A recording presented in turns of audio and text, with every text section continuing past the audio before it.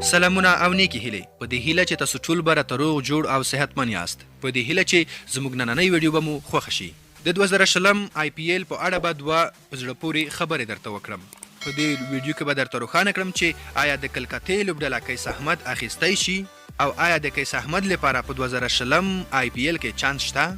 ملګرو پوره معلومات په دې ویډیو کې در سره شریک کړم که تاسو د آی پی ایل او یا د قیس احمد مینوال یاست نو ویډیو ته ضرور لایک ورکړئ او که زموږ چینل مو نه سبسکرایب کړئ د مهربانۍ له مخې لومړی زموږ چینل در سره سبسکرایب کړئ نو دوستانو راځئ چې د کلکتې لوبډلې په اړه معلومات در سره شریک کړم لکه څنګه چې تاسو پوهیږئ چې د کلکتا نایټ رایډرز درې لوبغاړي له بندي سره مخ شوي دي نو په دې اساس کلکتا دریو نورو لوبغاړو ته ضرورت لري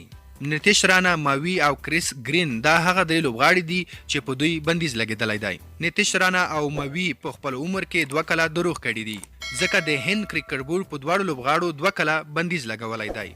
همداشان دریم لوبغاړی کریس گرین دی چې په کریس گرین باندې آی سی سی بندیز لګولی دی د کریس گرین د توپ اچونې په انداز باندې نیوکې شوې وې چې وروسته آی سی سی پریکړه وکړه او د 2 میاشتو بندیز پرې ولګولو اوس نو کلکتا دریو ښه لوبغاړو ته ضرورت لري قیس احمد د آی پی ایل په بولۍ کې وانخیستل شو که د کومې لوبډلې لوبغاړي زخمی کیږي یا پرې بندیز لګول کیږي او یا هم کوم بل مشکل راځي نو د مارچ په میاشت کې به ټولې لوبډلې کولی شي د پاتې شویو لوبغاړو څخه لوبغاړي واخلي نو دا چې قیس احمد یو بهترین توپ اچونکی دی د کلکتا لپاره یو ښه چانس دی ترڅو قیس احمد په خپله لوبډله کې واخلي د قیس احمد ډېر احتمال شته چې کے کے آر لوبډله یې د مارچ په میاشت کې واخلي دوستانو تاسو څه نظر لرئ چې قیس احمد به کے کے آر لوبډله واخلي او که نه